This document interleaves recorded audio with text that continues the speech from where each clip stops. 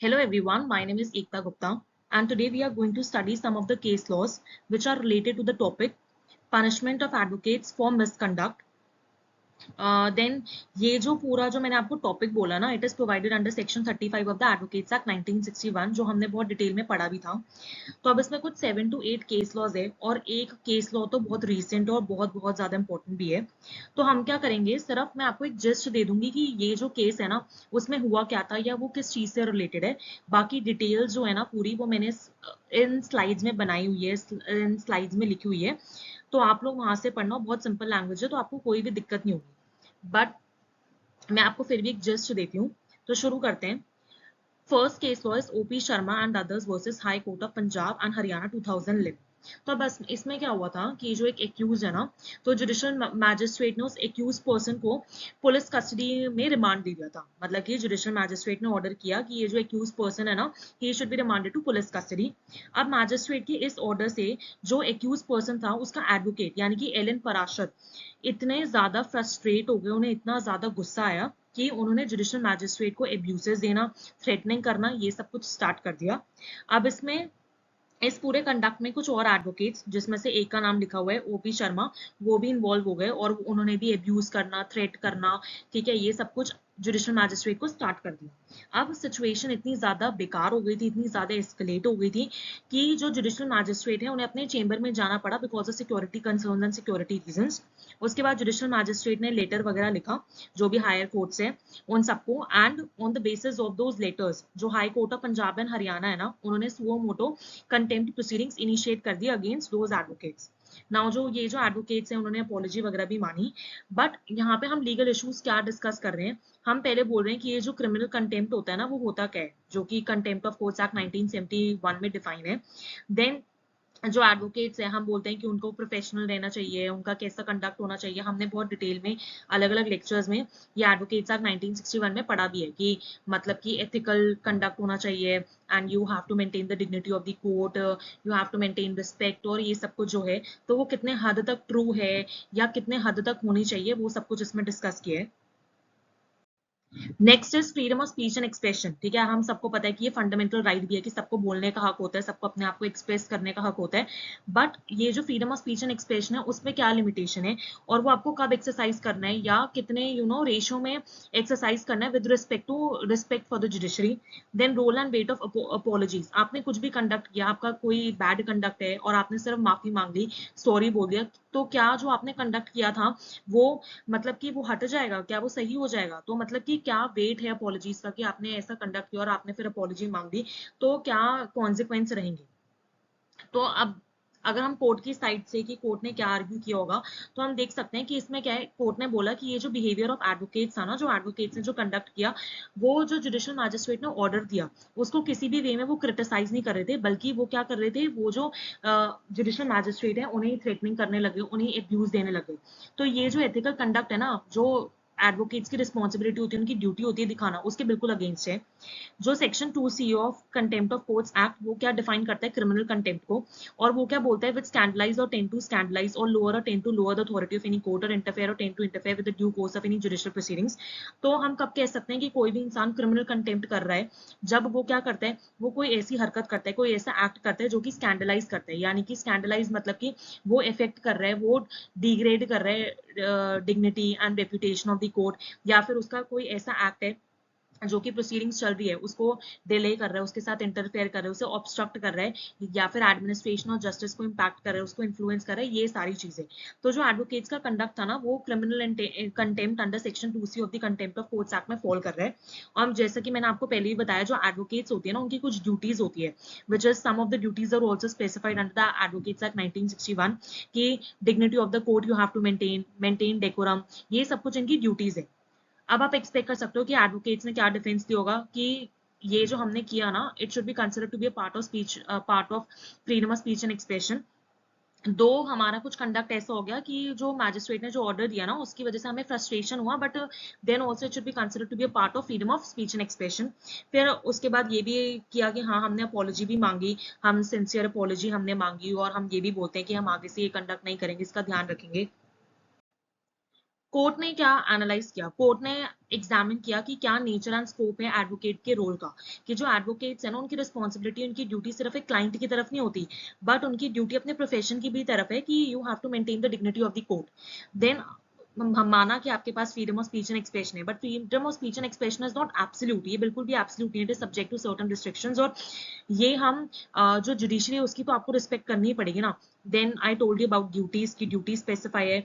और क्या है कि ठीक है आपने अपॉलॉजी मांगी, ठीक है अपोलॉजी की वजह से जो आपको सजा मिलेगी शायद वो कम हो सकती है, बट अपॉलॉजी जो है वो आपकी कल्पेबिलिटी यानी कि जो आपने जो कंडक्ट किया है उसे इरेज नहीं कर सकती। एक अपॉलॉजी मांगने से ये नहीं हो जाता कि आपने जो कंडक्ट किया है वो बिल्कुल ही मिट गया। हाँ आपकी जो सजा आपको मिलनी है वो शायद थोड़ी कम हो सकती है, ठीक है जब हम आपकी अपॉलॉजी एक्सेप्ट कर लें, बट इसका मतलब ये नहीं है कि आपने जो कंडक्ट किया वो है वो था ही नहीं, वो है, बट अपॉलॉजी से मे बी आपको जो रिलीफ है वो थोड़ा मिल जाएगा। तो इसमें फाइनली जजमेंट एंड डिसीजन क्या हुआ कि सुप्रीम कोर्ट ने यही बोला कि जो एडवोकेट्स थे उन्होंने क्रिमिनल कंटेम्प्ट किया, और उस हिसाब से उनको 6 मंथ्स, कुछ को 3 मंथ्स, मतलब कि ये सब कुछ सजा दी और फाइन भी इम्पोज किए। बट जैसा मैंने आपको बताया कि जो एडवोकेट्स हैं उन्होंने अपॉलॉजी वगैरह मांगी, और जिसकी वजह से क्या हुआ कि ठीक है उन्हें इम्प्रिजनमेंट वगैरह तो नहीं हुई, बट फिर भी जो फाइन्स वगैरह है वो तो इम्पोज होंगी। तो ये जो पूरा जो केस था ना, it is related to behaviour conduct of the advocates.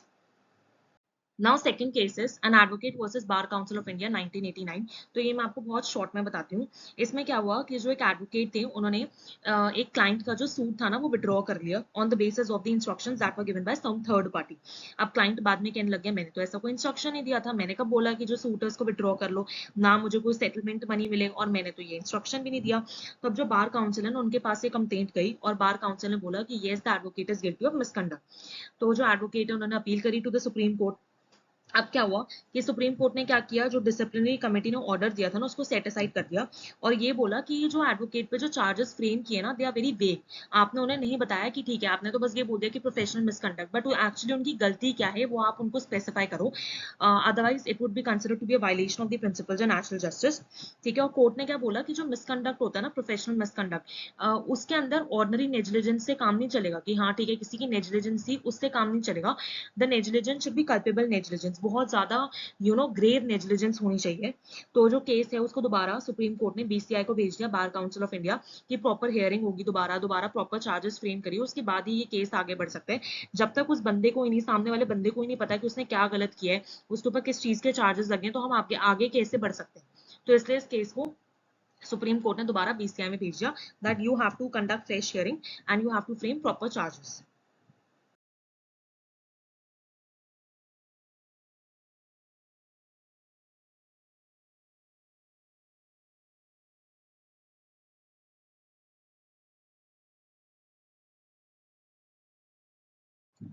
The next case is J.R. Parashar Advocate and others versus Bar Council of India, Delhi High Court 2002। अब इस केस में क्या हुआ, द पिटिशनर्स जो है ना उन्होंने एक पिटिशन फाइल की that we want a uniform dress code for all the advocates. तो मेजर रीजन क्या था कि जो सीनियर एडवोकेट्स है ना दे वेयर अ ड्रेस, मतलब उनका जो ड्रेस कोड होता है ना वो क्या होता है, एक क्वींस काउंसिल स्टाइल गाउन होता है विद फ्रिल्स, ठीक है। तो पिटिशनर्स ने बोला कि it is unequal and it is against bar council rules. तो इसमें क्या हुआ कि जो कोर्ट है ना उन्होंने ऑब्जर्व किया जो सेक्शन 16 होता है ना एडवोकेट्स एक्ट का, वो सीनियर एडवोकेट्स को रिकॉग्नाइज करता है एज अ सेपरेट क्लास, ठीक है, अमंग अदर एडवोकेट्स। और जो सेक्शन 23 होता है it also give some other important privileges to the senior advocate, ठीक है। तो और ऐसा कोई भी प्रूफ नहीं है कि अगर सीनियर एडवोकेट जो है वो अगर डिफरेंट ड्रेस पहनते हैं, मतलब थोड़ा सा अलग स्टाइल का ड्रेस पहनते हैं, तो वो कोई अनफेयर एडवांटेज या कोई बायस हो रहा है टुवर्ड्स अदर एडवोकेट्स, और it is a long standing practice. अगर ऐसा हमारे पास कोई एविडेंस ही नहीं है कि हाँ इस ड्रेस कोड या ड्रेस स्टाइल की वजह से जो दूसरे एडवोकेट्स हैं उनके साथ कुछ बायस वाली फीलिंग हो रही है, या मतलब बायस वाला कोई भी एक्ट हो रहा है या अनफेयर एडवांटेज हो रहा है, तो उसके बेसिस पे तो हम उन्हें नहीं बोल सकते ना, because it is a long standing practice.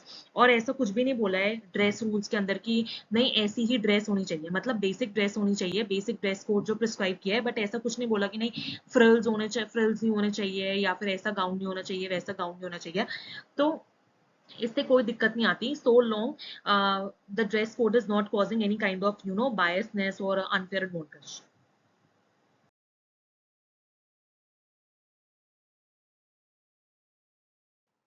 Next case is Kaushal Kishore Awasthi versus Balwant Singh Thakur and others 2018।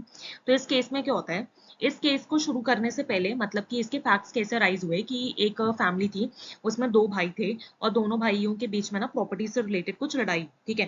तो अब एक जो भाई है यानी कि जो इस प्रेजेंट केस में कंप्लेनेंट है हमारा, ठीक है, यानी कि कंप्लेनेंट यानी कि जिसने अभी एडवोकेट के अगेंस्ट कंप्लेंट की है, वो क्या है, उसने ना ये एडवोकेट यानी कि कौशल किशोर अवस्थी को हायर किया कि आप ये जो मैटर है ना वो सुलझाइए, ठीक है। तो अब ये पूरा जो मैटर है, it got settled in the year 1994 और जो कंप्लेनेंट है उसको अपना प्रॉपर्टी का हिस्सा और जो भी घर वर था वो सब कुछ मिल गया, ठीक है। अब बहुत साल बाद यानी कि 2003 में जो कंप्लेनेंट है उसने डिसाइड किया कि I want to sell my share of the property, ठीक है। बट जैसी वो मतलब वो जो है सेल डीड रजिस्टर करवाना चाह रहा था ना जब, तो ये जो एडवोकेट है ना यानी कि कौशल किशोर अवस्थी, उन्होंने ऑब्जेक्शन रेज किया दैट ये जो कंप्लेनेंट है ना उसने मुझे कुछ पैसे बचे हुए हैं, इसने मुझे पैसे वापस नहीं किए, और दूसरा कि सेल डीड में इसने जो अपनी प्रॉपर्टी की वैल्यू दिखा रखी है ना वो बहुत ही कम दिखा रखी है, एक्चुअली में इसकी प्रॉपर्टी जो है वो बहुत ज्यादा पैसों की है। तो इन ग्राउंड्स पे जो कंप्लेनेंट है उन्होंने बार काउंसिल के पास कंप्लेंट कर दी that because of these objections the advocate has done some kind of professional misconduct. तो इसके बाद क्या हुआ, जो state bar council of Chhattisgarh है उन्होंने बोला कि yes mister Awasthi is guilty of professional misconduct और उनका जो लाइसेंस है वो हम सस्पेंड कर देंगे फॉर 2 years। तो mister Awasthi appeal to the bar council of India, उन्होंने बोला कि yes yes he is guilty but what we can do is कि हम उनकी पनिशमेंट रिड्यूस कर देते हैं एंड उनका लाइसेंस 1 year के लिए सस्पेंड होगा, प्लस में he has to give a fine of ₹25,000। So agreed by this decision mister Awasthi appeal to the supreme court of India. अब सुप्रीम कोर्ट ने क्या बोला, पहली बात सुप्रीम कोर्ट ने बोली कि no mister Awasthi has not committed any kind of professional misconduct. ऐसा क्यों, ऐसा इसलिए क्योंकि जो रूल 22 के हम यहाँ पे बात कर रहे हैं ऑफ ये बार काउंसिल ऑफ इंडिया रूल्स, वो कब अप्लाई होते हैं, वो सिर्फ तभी अप्लाई होता है जब कोई भी एडवोकेट है ना खरीदने की कोशिश करता है या फिर इंटरफेयर करने की कोशिश करते हैं ऐसी किसी भी प्रॉपर्टी के साथ जो कि कब सोल्ड हुई है, जो कि मतलब बिक रही है या सोल्ड हो रही है in execution of the decree, ठीक है। उस केस में जहाँ पे वो एडवोकेट, मान लीजिए कि एक केस है, ठीक है, उनके अंदर उस केस के अंदर वो एक एडवोकेट है, ठीक है, और एक डिक्री आ गई जिसमें बोला है कि ठीक है ये जो प्रॉपर्टी है ना इसको हमें सेल करना है। अब वो जो एडवोकेट है ना वो क्या करेंगे, वो कोशिश कर रहे हैं कि भाई ये जो प्रॉपर्टी है ना वो मैं ही खरीदूं, या कोशिश कर रहे हैं उसके साथ इंटरफेयर करने की कोशिश कर रहे हैं किसी मैनर में, तब हम बोलेंगे कि yes he is guilty of professional misconduct. But इस केस में क्या हुआ कि जो केस था ना, जो ये फैमिली डिस्प्यूट था वो ऑलरेडी सेटल हो चुका था 1994 में, ठीक है। और ये जो प्रॉपर्टी जो वो अब सेल करने की कोशिश कर रहा था complainant, it is not a part of any on going court proceedings, ठीक है। ऐसा कुछ भी नहीं हो रहा था कि कोई डिक्री जो है उसका एग्जीक्यूशन हो रहा था, ये बिल्कुल एक सेपरेट ही चीज होगी, वो तो केस जो है वो निपट गया था पहले ऑलरेडी 1994 में सब कुछ उसका हो गया था। तो ये जो हम अब प्रॉपर्टी सोल्ड करने की कोशिश कर रहे हैं complainant, he is not selling it as a part of some kind of execution decree. तो हम ये नहीं बोल सकते कि ये जो एडवोकेट है वो उस प्रॉपर्टी के साथ इंटरफेयर करने की कोशिश कर रहा है या फिर वो उसे परचेज करने की कोशिश कर रहा है या मतलब ऐसे कुछ भी, and that it should not be considered to be professional misconduct, इसलिए जो रूल 22 है वो यहाँ पे नहीं अप्लाई होगा।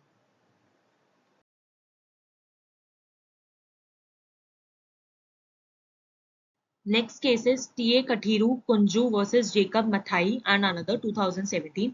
अब इस केस में क्या हुआ, ये जो जेकब मठाई है ना, तो इन्होंने क्या किया, इन्होंने एक एडवोकेट हायर किया जिनका नाम यहाँ पे टीए कठीरू कुंजू। दो चीजों के लिए, पहले तो इनको अपनी वाइफ से डाइवोर्स चाहिए था और दूसरा एक चेक बाउंस का केस इन्हें रजिस्टर करवाना था under section 138 of the negotiable instrument act. तो अब क्या हुआ कि बाद में इनकी जो वाइफ है उनकी डेथ हो गई, ठीक है। तो अब डाइवोर्स तो ऑफ कोर्स हो नहीं सकता, तो डाइवोर्स का केस तो एंड हो गया, बट जो चेक बाउंस का केस था ना वो तो अभी भी चलना था। तो जो एडवोकेट है ना उन्होंने क्या किया, वो जो चेक बाउंस का केस है it should have been filed under section 138 of the NI act, negotiable instrument act, but उन्होंने क्या किया कि गलती से उन्होंने under section 420 of the IPC यानी कि चीटिंग के लिए उस केस को फाइल करवा दिया। अब जो एडवोकेट थे ना उनके पास ही चेक था, ठीक है। तो क्लाइंट बाद में बोलने लग गया कि इन्होंने तो मुझे चेक वापस नहीं किया। तो जो लॉयर है उन्होंने बोला कि वो जो चेक था ना जो आपने मुझे दिया था वो मैंने मैजिस्ट्रेट के ऑर्डर पे पुलिस के पास डिपॉजिट कर दिया, it is just that I forgot to take the acknowledgement in return, ठीक है।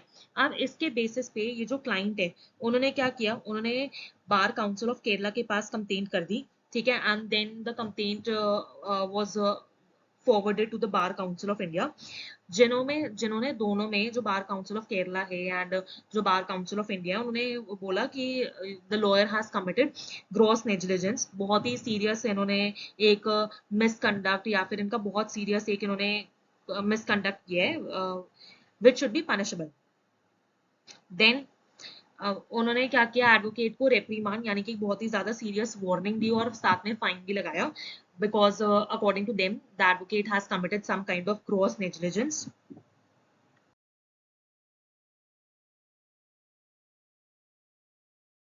तो अब अपील गई सुप्रीम कोर्ट के पास। सुप्रीम कोर्ट ने क्या बोला, सुप्रीम कोर्ट ने बोला कि yes the case should have been filed under section 138 of the NI, but advocate ने क्या किया, सेक्शन 420 ऑफ द आईपीसी में फाइल कर दिया।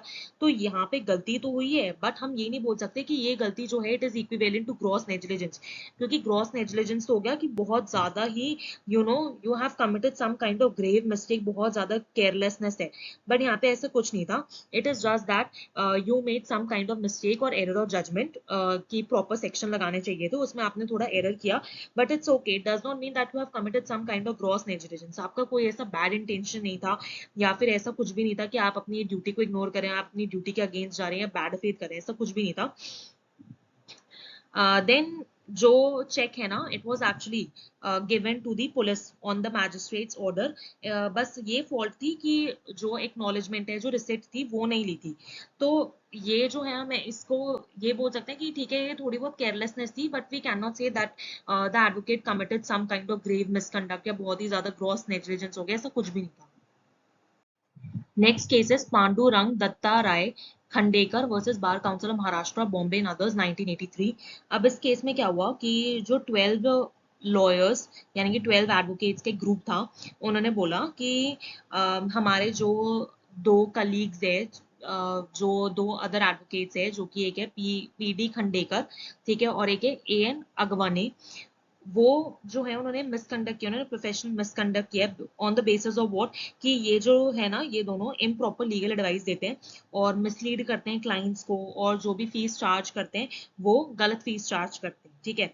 तो जो बार काउंसिल ऑफ इंडिया है, उन्होंने बोला मतलब बार काउंसिल ऑफ इंडिया ने बोला कि yes you are partly correct, because these two advocates gave improper और wrong legal advice in 2 cases, ठीक है, और इसके बेसिस पे, उन 2 केसेस के बेसिस पे that they gave wrong legal advice या इम्प्रॉपर लीगल एडवाइस, उन्होंने क्या किया, ये जो खंडेकर है ना, उन्हें सस्पेंड कर दिया फॉर 4 months, और ये जो अकबर है उन्हें सस्पेंड कर दिया for 2 months, and then both of them appeal to the supreme court of India. तो इसमें आगे ना वो दोनों केसेस भी डिस्कस किए हैं कि जिसमें मैं बोल रही हूँ ना कि रॉन्ग एडवाइस दी या इम्प्रॉपर लीगल एडवाइस दी, क्या था, तो वो आप सब पढ़ लेना। बट सुप्रीम कोर्ट ने इवेंचुअली बोला कि wrong advice is not equivalent to professional misconduct. तो अगर उन्होंने कोई रॉन्ग या मतलब इनकरेक्ट, हम बोल सकते हैं रॉन्ग तो क्या, इनकरेक्ट लीगल एडवाइस दी है विदाउट डिसऑनेस्ट इंटेंशन, कोई उनका बैड फेथ नहीं था, तो हम ये नहीं बोल सकते that they have conduct that they have committed some kind of professional misconduct. वो जो होता है ना मिसकंडक्ट के लिए, वो ये होना चाहिए कि वो डेलिबरेटली उनका गलत चाहते हैं, क्लाइंट का गलत चाहते हैं, ठीक है, या फिर मतलब बैड फेथ में उनको एडवाइस दे रहे हैं, ये सब कुछ आपको प्रूव करना है। और इसलिए आपके पास ये जो सॉलिड प्रूफ ऐसा कुछ भी नहीं है, तो हम वो जो सस्पेंड है वो उन्हें नहीं कर सकते, ये चार्जेस का कोई भी बेसिस नहीं बनता जब तक कोई सॉलिड प्रूफ ना हो कि हाँ इन्होंने बैड फेथ में ऐसी एडवाइस दी, ठीक है, या फिर बहुत ही ज्यादा कोई रॉन्ग एडवाइस दी, सिर्फ एक इम्प्रॉपर लीगल एडवाइस दी है उन्हें विदाउट डिसऑनेस्ट इंटेंशन, ठीक है। तो इसकी मदद से हम ये नहीं बोल सकते that they have committed some kind of professional misconduct.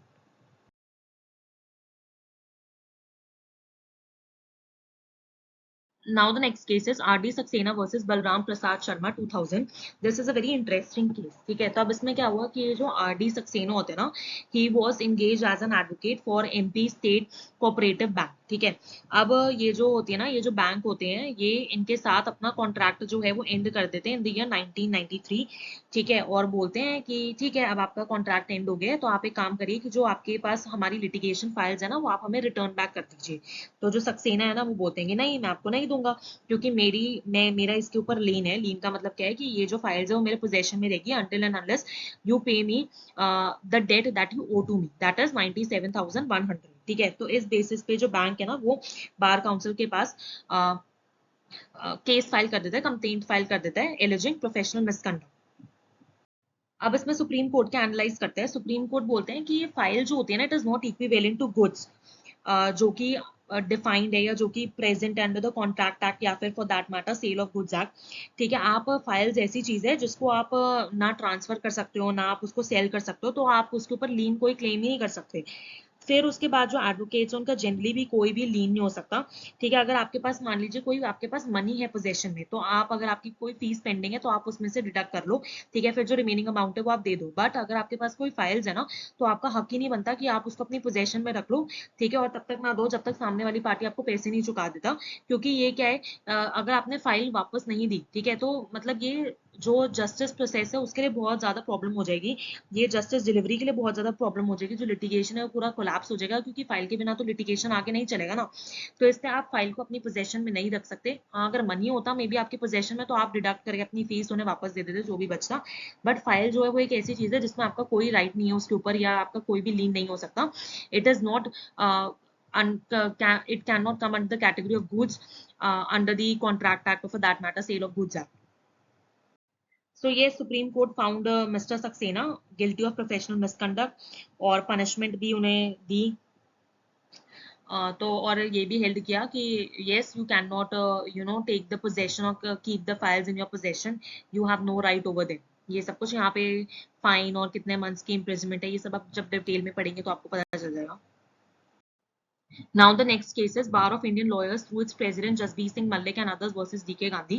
ये 2024 का ही केस है and it is very very important। बाकी केसेस पढ़ो या ना पढ़ो, बट ये वाला जो केस है ना वो अच्छे से पढ़ के जाना है और बहुत ही ज्यादा डिटेल में अच्छी तरीके से पढ़ के जाना है। बट मैं आपको जस्ट दे देती हूँ। इसमें बेसिकली क्या हुआ कि जो क्लाइंट है ना मिस्टर DK गांधी, उन्होंने बोला कि मेरे जो लॉयर है ना उन्होंने सही से हैंडल नहीं किया जो भी पैसे मिले थे ऑपोजिट पार्टी से उसको, ठीक है। तो इसलिए उन्होंने उनकी सर्विस जो थी वो लैकिंग थी, there was deficiency in services, और इसलिए उन्होंने कंप्लेन फाइल कर दी in the consumer forum under the consumer protection act. तो सुप्रीम कोर्ट ने क्या बोला कि जो एडवोकेट्स जो है ना, हम ये नहीं बोल सकते कि advocates are service providers under the consumer protection act, ठीक है। क्यों? क्योंकि उनके वो कोई ऐसी सर्विसेज प्रोवाइड ही नहीं करते, ठीक है। उनके जो वो जो सर्विस प्रोवाइड कर रहे हैं ना, it is part of a contract of personal service. जब आप वकालतनामा साइन कर रहे हो तो आप बेसिकली एक लॉयर को हायर कर रहे हो ताकि वो आपको रिप्रेजेंट कर सके, ठीक है। तो ये जो हम ऐसा बोल सकते हैं कि ये जो है ना ये चीजें फिर वो सर्विस में काउंट नहीं होती under the definition of consumer protection act. It should be considered to be a part of personal service, ठीक है। और जो पर्सनल सर्विस जो मैंने आपको बताया, it should not be considered to be a part of service which is defined under the consumer protection act. और plus में जो अगर एडवोकेट्स ने कोई भी मिसकंडक्ट किया है या आपको लग रहा है कि उन्होंने कोई भी प्रोफेशनल मिसकंडक्ट किया है, तो उनके लिए एक सेपरेट एक्ट बना हुआ है, ठीक है। एडवोकेट्स एक्ट 1961 बना हुआ है। उनके लिए डिसिप्लिनरी कमिटीज है, स्टेट की अलग डिसिप्लिनरी कमिटी बनी हुई है, पूरे बार काउंसिल ऑफ इंडिया की जो डिसिप्लिनरी कमिटी है वो अलग है। तो आप वहां पे जाइए, आप कंज्यूमर फोरम में जुरिडिक्शन बैठेगी ही नहीं, ठीक है। तो इसलिए जो एडवोकेट जो हमें प्रोवाइड कर रहे हैं ना, it is part of personal service and it can not be considered to be service under the consumer protection act. ये सब कुछ है, बहुत डिटेल में इसके बारे में डील किया हुआ है कि क्या होता है क्या नहीं होता, तो वो आपको पढ़ना है और ये बहुत अच्छे से पढ़ना है, ये बहुत इंपॉर्टेंट है। And the last thing is कि 7 लैम्प्स ऑफ एडवोकेसी, जिसमें अलग अलग चीज होती है, ऑनेस्टी और ये सब कुछ बहुत चीज होती है, 7 चीजें, ठीक है। ये आपको बहुत अच्छे से पढ़ना है, ठीक है। और ये बहुत ही सिंपल है, इसको मतलब इजी भाषा में इंटरनेट में बहुत इजीली अवेलेबल है, वो आप पढ़ लीजिएगा कि क्या क्या होता है क्या क्या नहीं होता, बहुत जनरल भाषा में आप उसको लिख दीजिएगा। बट पढ़ना जरूर है इस टॉपिक को, 7 लैम्प्स ऑफ एडवोकेसी।